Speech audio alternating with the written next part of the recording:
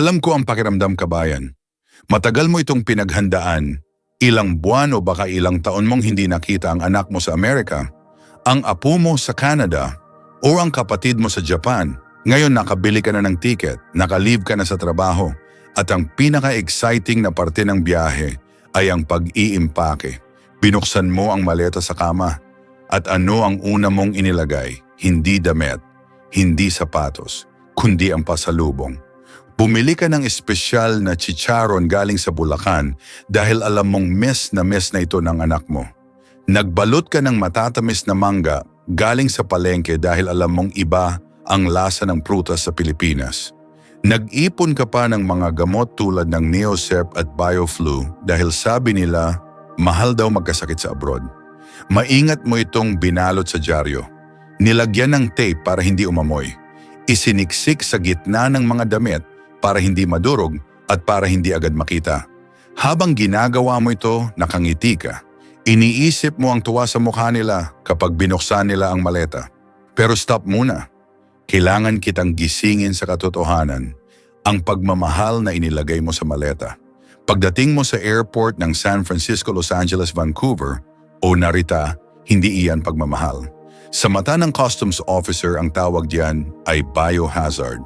Sa mata ng batas, ang tawag diyan ay contraband. At ang kapalit ng ilang pirasong chicharon o mangga na dinala mo.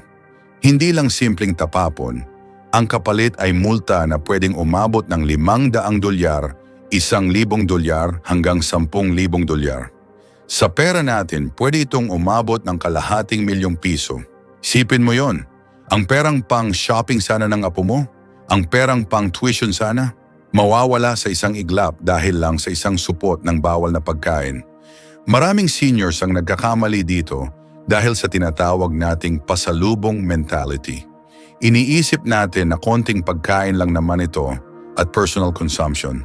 Iniisip natin na dahil naka-vacuum seal at may tatak ng supermarket ay malinis na ito.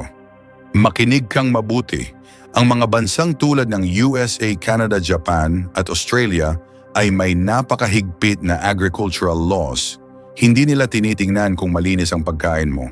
Ang tinitingnan nila ay ang microscopic threat, mga virus, bacteria at peste na pwedeng sumama sa pagkain. Isang pirasong chicharon na may African swine fever virus ay kayang pumatay sa libo-libong baboy sa Amerika. Isang pirasong mangga na may itlog ng fruit fly ay kayang sirain ang buong taniman sa Japan. Kaya para sa kanila, ikaw ay hindi lang turista, ikaw ay potential threat sa ekonomiya nila. Ganito ang mangyayari kung hindi ka makikinig. Lalapag ka sa airport, pagod ka pero excited, kukunin mo ang bagahe mo sa carousel, papunta ka na sa exit at nakikita mo na ang pamilya mo sa labas.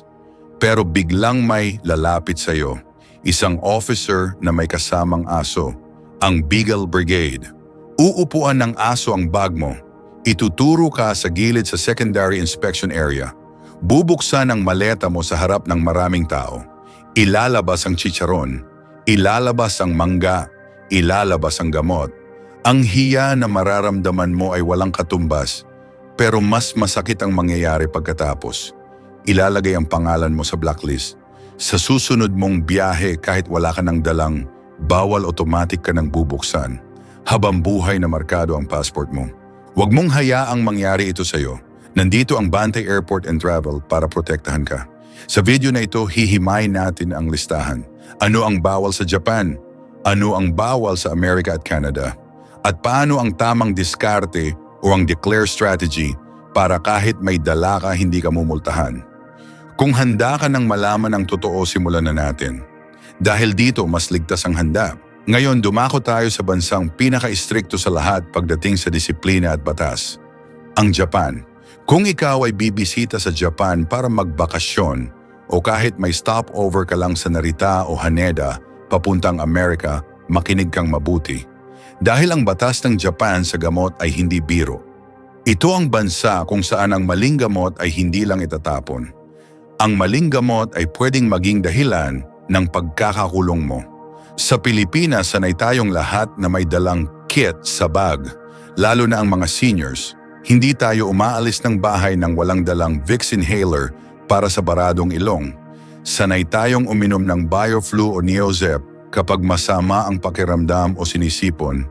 Sanay tayong magdala ng Alaxan para sa sakit ng katawan. Para sa atin, ito ay simpleng gamot. Ito ay ginhawa. Pero sa Japan, ang mga gamot na ito ay maaring ituring na illegal drugs o stimulants. Nagulat ka ba? Paliwanag ko kung bakit. Ang Japan ay may tinatawag na Stimulant Control Law. Napakahigpit nila sa mga chemical na nagpapagising o nagpapasigla sa utak. Ang tawag sa chemical na ito ay pseudoephedrine. Tingnan mo ang likod ng iniinom mong gamot sa sipon o trangkaso. Basahin mo ang label. Kapag nakita mo ang salitang pseudoephedrine, kabahan ka na kung papunta ka ng Japan. Ang chemical na ito ay karaniwang sangkap ng mga gamot na nabibili natin sa botika sa Pilipinas nang walang reseta. Pero sa Japan, bawal na bawal ito.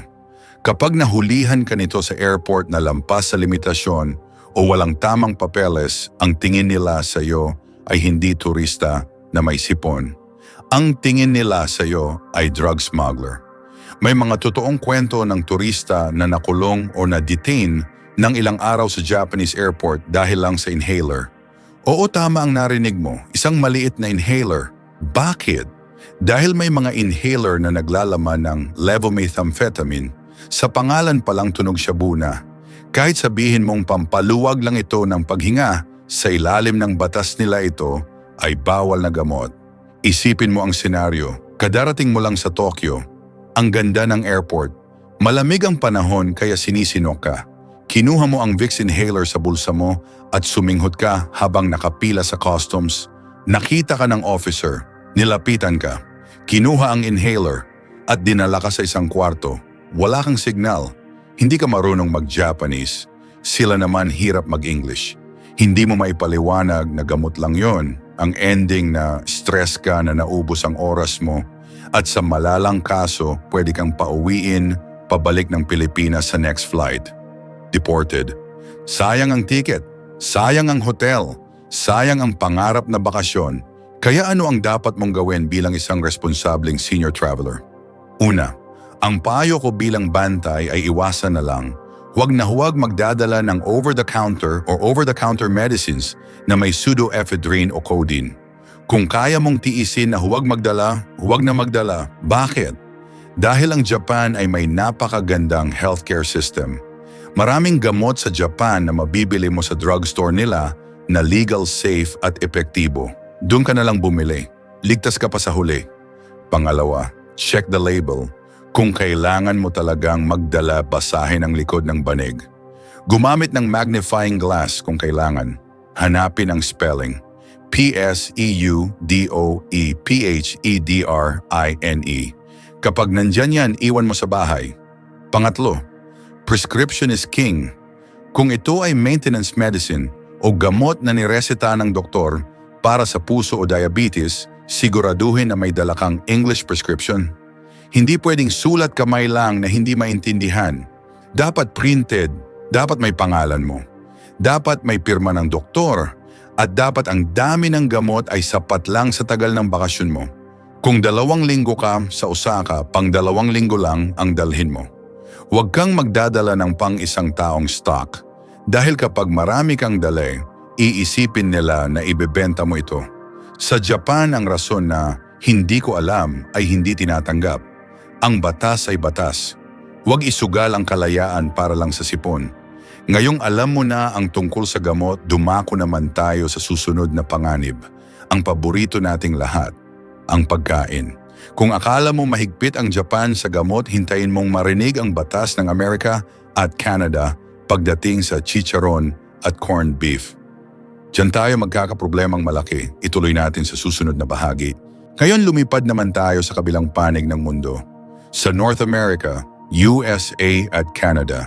Kung ang Japan ay mahigpit sa gamot, ang Amerika at Canada naman ay walang patawad pagdating sa karne, baboy, baka at manok.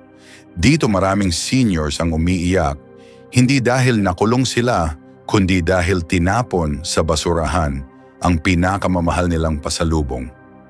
Ang rule number 1 na dapat mong itatak sa isip mo ay ito. No pork. Bawal ang baboy. Kahit luto na.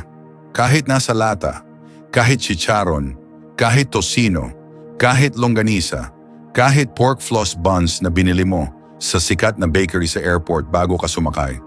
Maraming seniors ang nagpapalusot at sinasabi sa akin, bantay process naman ito. Naka-vacuum seal pa galing sa supermarket. Malinis ito. Luto na ito sa mantika kaya patay na ang bakterya. Mali! Para sa US Customs and Border Protection at Canadian Border Services Agency, ang virus ng baboy ay hindi namamatay sa simpleng prito o vacuum seal. Ang kalaban nila ay ang African Swine Fever o ASF at ang Foot and Mouth Disease. Ito ay mga sakit ng hayop na wala sa North America. At ginagawa nila ang lahat para hindi ito makapasok. Kapag na-scan ng X-ray ang bag mo at nakita ang hugis ng lata o pagkain, bubuksan yan. At kapag binasa nila ang label at nakita ang salitang pork o nakita nilang karne ito ng baboy, kumpiskado agad. Wala nang paliwanag, wala nang pakiusap, diretso sa trash bin. At kung hindi mo ito dineclare o sinabi sa form, dun papasok ang multa. Sa US, ang multa para sa undeclared agricultural item ay nagsisimula sa $300 hanggang $1,000. Isipin mo, nagbayad ka ng $500 o halos 30,000 piso para lang sa chicharon na tinapon din naman. Paano naman ang corned beef? Maraming OFW ang gustong magdala ng paboritong corned beef galing Pinas dahil iba ang lasa nito kumpara sa corned beef sa abroad. Bawal din ito. Karamihan ng baka galing sa bansang may history ng mad cow disease o FMD ay bawal ipasok. Ang Pilipinas ay hindi exempted sa mata ng US Customs pagdating sa meat products. Kaya kahit anong brand pa yan, kahit gaano pa kasarap, iwan mo na lang. Bantay, may exception ba? Pwede ba ang seafood? Oo, sa US at Canada minsan pinapayagan ang seafood tulad ng tuyo daing o tinapa basta luto at tuyo. Pinapayagan din minsan ang chicken or manok kung ito ay commercially canned at luto. Pero makinig ka sa sasabihin ko. Ito ang payo ko bilang bantay. Wag na. Bakit mo ipipilit ang isang bagay na pwedeng maging dahilan ng abala? Ang rules ng customs ay pwedeng magbago anumang oras depende sa sitwasyon ng sakit ng hayop. Ang pwede ngayon baka bawal bukas. Isa pa, marami ng Asian store sa Amerika at Canada. Mabibili mo na doon ang chicharon. Mabibili mo na doon ang corned beef. Siguro mas mahal ng konti pero isipin mo naman ang multa na matitipid mo. Bakit mo isusugal ang $500 na multa para sa $5 na chicharon? Hindi sulit. At isa pang paalala sa mga mahilig magbalot ng pagkain galing sa eroplano, yung hindi naubos na sandwich. Yung mansana sa tray, iwan niyo yan sa eroplano. Ang pagkain na galing sa airline catering ay bawal ilabas ng airport. Maraming senior ang nahuhuli dahil binusa ang saging o sandwich para kainin daw sa sundo. Pagdaan sa customs huli, multa. Huwag sayangin ang pera. Huwag sayangin ang oras. Kung pupunta ka ng US at Canada, ang pinakamagandang pasalubong ay ang presensya mo. Hindi ang chicharon. Sa susunod na bahagi, pag-uusapan naman natin ang isang bagay na mukhang inosente pero demonyo sa tingin ng customs. Ang prutas, lalo na ang mangga. Kung nagbabalak kang magpuslit ng mangga dahil matamis ito, huwag mong gagawin hanggat hindi mo napapanood ang susunod. Ika-4 na bahagi, ang prutas. Sino ba naman ang ayaw ng Philippine mango, ang pinakamatamis na mangga sa mundo? Natural lang na gusto natin itong ipatikim sa ating mga apo na lumaki sa Amerika o Canada. Gusto nating dalhin ang lasa ng probinsya sa kanila. Pero sa customs ng US, Australia at Japan, ang prutas ay demonyo. Bakit? Dahil sa peste o fruit fly. Kailangan ninyong intindihin kung bakit sila ganito kahigpit. Hindi dahil madamot sila, kundi dahil ang isang pirasong mangga na may itlog ng fruit fly ay kayang sirain ang buong agrikultura ng California o Florida. Isipin mo ito. Ang itlog ng fruit fly ay hindi nakikita ng mata. Microscopic ito. Kapag nakapasok ito sa Amerika at napisa, kaya nitong ubusin ang mga taniman ng orange, ubas at mansanas doon. $1 billion ang mawawala sa kanila. Kaya ganun sila kahigpit. Para sa kanila ang dala mong mangga ay biological weapon, kaya ang rule number 1 sa prutas, no fresh fruit. Huwag na huwag kang maglalagay ng fresh fruit sa hand carry o check-in baggage. Kahit isa lang, kahit balot na balot pa. Sa US airports may tinatawag silang Beagle Brigade. Ito ay mga cute na aso na nag-iikot sa baggage claim area. Huwag kang magpapaloko sa itsura nila. Ang trabaho ng mga asong ito ay amuyin ang prutas at karne sa bagahe. Ang ilong nila ay hindi nagkakamali. Kaya nilang amuyin ang isang pirasong saging kahit nasa ilalim pa ito ng 3 patong na damit. Kapag inupuan ka ng aso huli ka. At ito ang isang bagay na madalas victim ang mga seniors. Ang airline food. Habang nasa eroplano, binigyan ka ng meal tray. May kasamang saging o mansanas. Busog ka pa kaya sabi mo sa sarili mo, ibubulsa ko na lang ito para kainin mamaya habang naghihintay ng sundo. Makinig sa sasabihin ko, iwan mo yan sa eroplano. Ang prutas na galing sa airline catering ay pag-aari ng airline at considered as international waste kapag lumapag na. Bawal na bawal itong ilabas ng eroplano. Maraming seniors ang nahuhuli sa customs hindi dahil sa mangga galing Pilipinas, kundi dahil sa mansanas na galing sa eroplano. Pagdaan sa customs, hihingin ang declaration form mo. Tinanong ka kung may dala kang pagkain. Sumagot ka ng hindi, pero inamoy ka ng aso, nakita ang mansanas sa bag mo. Ang resulta, multa na $500. Isipin mo yon. $500 para sa isang mansanas na libre lang sanang binigay sa'yo. Napakasakit. Bantay paano kung dried mangoes. Ito ang good news, pwede ang dried mangoes. Pwede ang dried pineapple, basta commercially packaged. Ibig sabihin may tatak ng factory selyado at hindi galing sa palengke na nirepack lang sa plastic labo. Ang proseso ng pagpapatuyo ay pumapatay sa mga peste kaya safe ito sa mata ng customs. Kaya kung gusto mong magdala ng lasa ng Pilipinas, mag-dried mangoes ka na lang. Mas safe. Mas madaling dalhin at walang multa. Isa pang paalala sa mga mahilig magtanim, bawal din ang buto o seeds ng prutas at gulay. Maraming lola ang nagdadala ng buto ng sitaw ampalaya o malunggay para itanim sa bakuran ng anak nila sa Amerika. Bawal din ito. Ang lupa at buto ay pwedeng magdala ng sakit sa lupa ng ibang bansa. Kumpiskado din yan at may multa. Tandaan, ang customs ay hindi lugar para makipagsapalaran. Ang trabaho nila ay protektahan ang bansa nila mula sa peste. Ang trabaho mo naman ay protektahan ang wallet mo mula sa multa. Huwag mo silang subukan dahil sa laban na ito laging talo ang pasahero. Ngayong alam na natin ang tungkol sa pagkain at gamot, dumako tayo sa pinakamahalagang sandali. Ang sandali ng katotohanan. Nasa harap ka na ng officer, tinatanong ka na, ano ang sasabihin mo? Paano ka makakaligtas sa multa kahit may dala kang bawal? Ang sagot ay nasa susunod na bahagi, ang declare strategy. Ito ang iyong kalasag. Ngayon dumako tayo sa pinakamahalagang aral ng video na ito. Paano kung nasa ere ka na, nakasakay ka na sa eroplano, at bigla mong naalala ang sinabi ko? Naku, may dala pala akong chicharon. Naku, may dala pala akong mangga na binalot ni Lola. Huli na para iwan ito. Huli na para itapon, nasa bag mo na. At papalapit ka na sa customs ng Amerika o Japan. Bibilis ang tibok ng puso mo. Papawisan ka ng malamig. Iisipin mo na ba kung paano mo ito itatago? Iisipin mo na ba kung paano ka magsisinungaling? Stop muna. Huwag kang kabahan, may solusyon. Ang tawag dito ay declare strategy. Bago ka lumapag o pagbaba mo sa airport, bibigyan ka ng customs declaration form o kaya naman ay haharap ka sa isang kiosk machine.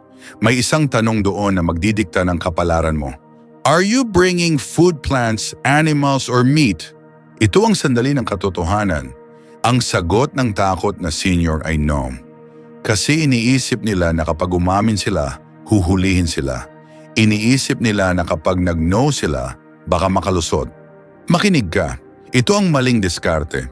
Kapag nag-check ka ng no at nadaanan ka ng aso o nakita sa x-ray, ang dala mo tapos ka na.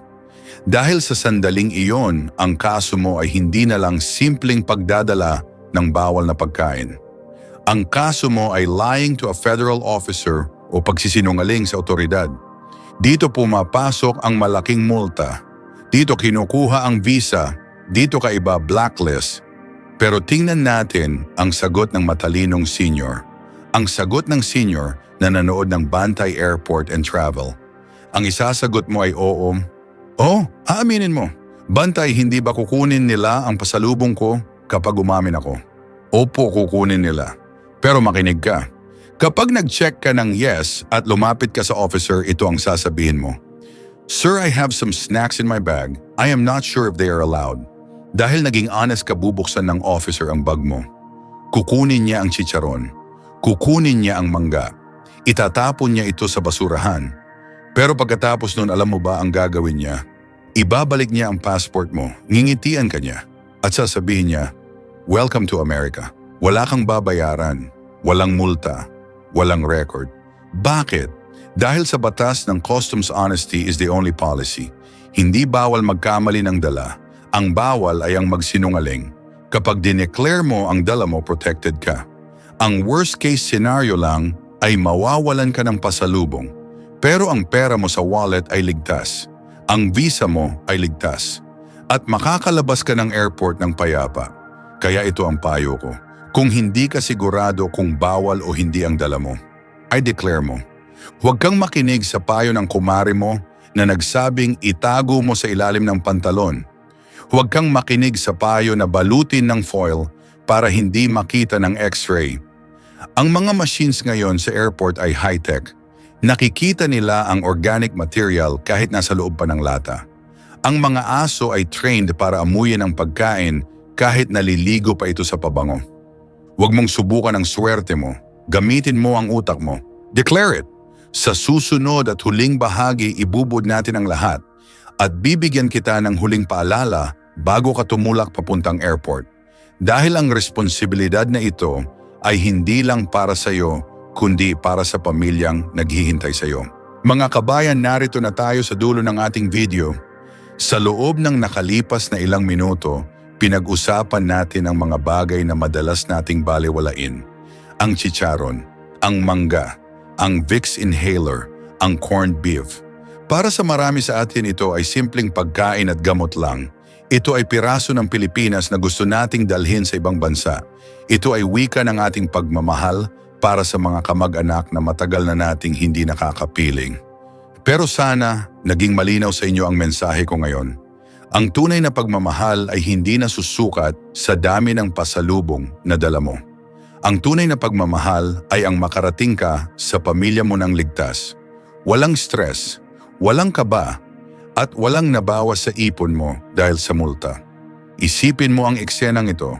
Bumukas ang automatic sliding door sa arrival area. Nakita mo ang anak mo. Nakita mo ang apo mo na tumatakbo palapit sa iyo. Yayakapin ka nila ng mahigpit. Iyon ang pinakamagandang pasalubong na maibibigay mo sa kanila. Ang sarili mo. Huwag mong hayaang masira ang moment na yon dahil lang hinarang ka sa customs. Huwag mong hayaang ang unang kwento mo sa kanila ay kung paano ka pinagalitan ng officer o kung paano tinapon ang dala mo. Kaya bago ka magsara ng maleta ngayong gabi, may pakiusap ako sa iyo. Buksan mo ulit iyan. Tingnan mo ang mga singit-singit. May nakatago bang bawal? May nakasiksik bang prutas na akala mo makakalusot? May gamot bang walang reseta na bawal sa Japan? Kung meron, tanggapin mo na sa sarili mo na kailangan mo iyang iwan, ibigay mo na lang sa kapitbahay. Ibigay mo na lang sa kamag-anak na maghahatid sa iyo sa airport. Mas mabuti nang sila ang makinabang kaysa sa basurahan lang ng airport mapupunta. Tandaan ang golden rule na itinuro ko sa iyo. Kapag nasa eroplano ka na at bigla kang kinabahan, kapag hindi ka sigurado kung pwede o bawal ang dala mo, isa lang ang sagot, declare it. Huwag kang matakot mag-check ng yes sa form. Ang katapatan ay ang iyong kalasag. Mas mabuti nang mawalan ng chicharon kaysa mawalan ng $500. Mas mabuti nang aminin ang pagkakamali kaysa matawag na sinungaling. Ikaw ay senior. Marami ka ng pinagdaanan sa buhay. Hindi ka dapat matakot sa airport. Ang kailangan mo lang ay tamang impormasyon at tamang paghahanda. At iyan ang dahilan kung bakit nandito ang Bantay Airport and Travel. Ginagawa namin ang mga video na ito hindi para takutin ka, kundi para bigyan ka ng kapangyarihan. Dahil sa panahon ngayon, ang impormasyon ay proteksyon. Kung may natutunan ka sa video na ito, may isang pabor akong hihilingin sa iyo. Pakiusap ay share mo ang video na ito. Ipadala mo sa messenger ng tita mo na uuwi next month. Ay post mo sa Facebook group ng mga batchmates mo. Ipadala mo sa anak mo para alam din niya ang ipapaalala sa iyo. Dahil sa bawat share mo may isang senior tayong naililigtas sa multa. May isang lola tayong natutulungan na hindi mapahiya sa customs. At huwag kalimutang mag-subscribe at pindutin ang notification bell. Dahil marami pa tayong pag-uusapan, marami pang rules ang nagbabago, at hanggat nagbabago ang rules, nandito ako para himayin yan para sa'yo. Ingat sa biyahe, kabayan. Ako ang iyong bantay sa airport, at lagi mong tatandaan, dito protektado ka.